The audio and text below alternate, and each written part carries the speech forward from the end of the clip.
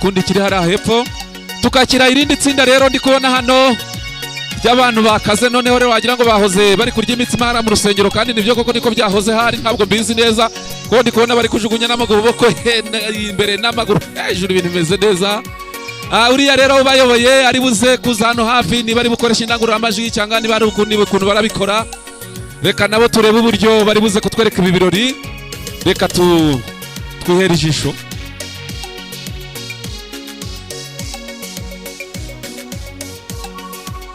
Uriya watinje mfite akanwa karagerayo, araje daravuze ati ntabwo uyu muhogo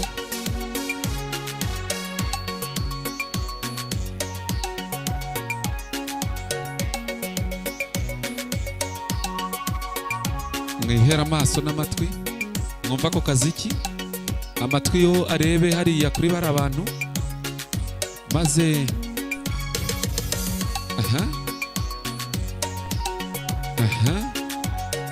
ababyeyi bari kureba bakavuga batari ku mwana wanjye wari hehe ko atari muri aba, ari hehe nyine birako bidahenze wamuguriye imyenda akaza mu bandi ku yindi jabi bikazasobanuka kandi burya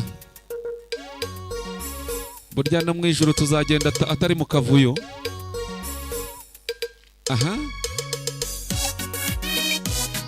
Nuko rwose nibyo ngibyo.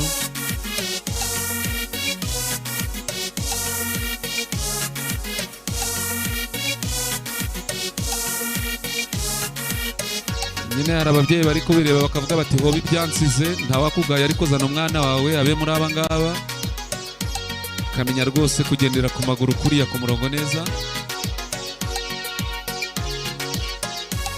Numva n'urwo rurimi bari kubabwira ntabwo ari ikinyarwanda, ntugire ngo bari gupfa kuvuga ngo ntabwo ari byo gusa, ahubwo bafite icyo bari kuba bababwiye.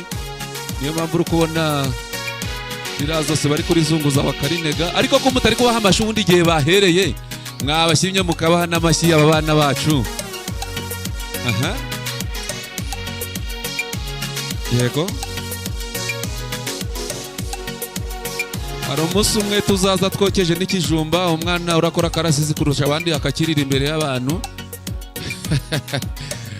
Muri icyo kintu cyitwa igihembo, nubwo ryaba ikirayi cyokeje buriya wasanga hari abakigiriye ipfa. Iminota iri gushyira, ndabona rero bakoze indi mirongo, ntabwo nzi uko bigenze kuko turi hafi gusoza rero aka karasisi, ubwo niyo mpamvu bahinduye.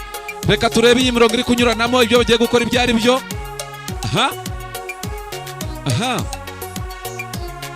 Yego,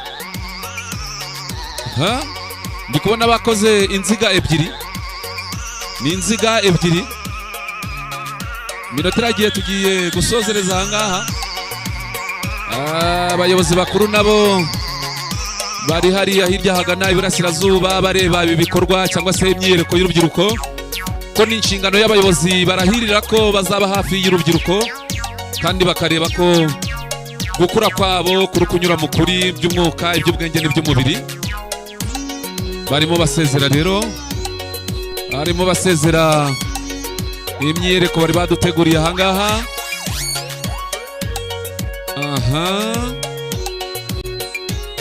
Ndatekereza yuko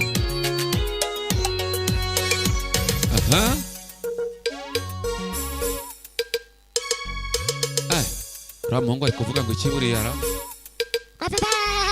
urandingukira, hagira umuntu usobanura biriya bintu kuko ntabwo mbizi. Ariko uyu munsi umwe nzamubaza ngo uri kuvuga ngo icyo azabivugire muri mikrofone, tuzabisobanukirwa ku yindi jiya. Biriya bintu bari kuvuga ngo tuzabisobanukirwa. Mubaha amashyi aba bantu barakoze cyane. Kandi duteguza rero abantu bari muri gahunda nibo barasigara hano hanze, abantu bari muri porogaramu muri gahunda, ubundi abizera abandi twese tugiye kwinjira mu rusengero. Nitumara kugera mu rusengero turatuza dutegereze ibindi birori bigiye gukurikiraho. Murakoze cyane, ndabona dusoje akarasisi kaberaga hano. Murakoze, Imana ibahe umugisha. Tuzasubira ku yindi sabato yaje twateguye n'ibindi birenze ahangaha. Twinjire mu rusengero rero dukurikirane igitaramo cyo muri uyu mugoroba. Murakoze cyane.